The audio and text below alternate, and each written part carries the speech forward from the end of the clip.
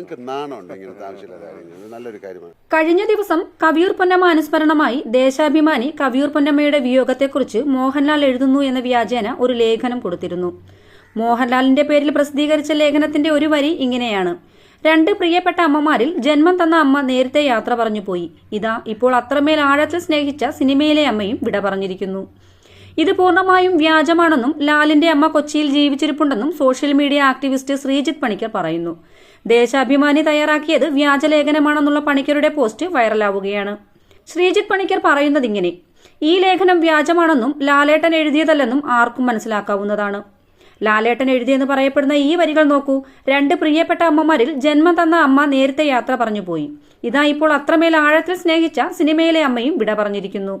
ലാലേട്ടന്റെ അമ്മ യാത്ര പറഞ്ഞ് എങ്ങോട്ട് പോയെന്നാണ് സ്വരാജെ നിങ്ങൾ പറയുന്നത്? ലാലേട്ടന്റെ അമ്മ കൊച്ചിയിലുണ്ട്. ഈ അടുത്തിടെ പിറന്നാൾ ആഘോഷിക്കുകയും ചെയ്തിരുന്നു. സ്നേഹനിധിയായ ഒരു മകൻ തന്നോടൊപ്പമുള്ള തന്റെ അമ്മ യാത്ര പറഞ്ഞു പോയെന്നൊന്നും ഒരിക്കലും എഴുതില്ല. ഇത് നിങ്ങളുടെ സ്ഥാപനത്തിലെ ആരോ ലാലേട്ടന്റെ പേരിൽ പടച്ചുവിട്ട ഉഡായിപ്പ് ലേഖനമാണ്. അല്പമെങ്കിലും ഉളുപ്പുണ്ടെങ്കിൽ നാളെ 2 ക്ഷമാപണം നടത്തുക. ഒന്ന് ലാലേട്ടനോട്, മറ്റൊന്ന് നിങ്ങളുടെ വായനക്കാരോട്. ഇങ്ങനെയാണ് ശ്രീജിത്ത് പണിക്കരുടെ പോസ്റ്റ് അവസാനിക്കുന്നത്. എന്നാൽ ഈ വാർത്തയോട് മോഹൻലാൽ ഇതുവരെ പരസ്യമായി പ്രതികരിച്ചിട്ടില്ല. ഈ വിഷയത്തോട് ലാലേട്ടൻ എങ്ങനെ പ്രതികരിക്കണമെന്നാണ് നിങ്ങളുടെ അഭിപ്രായം?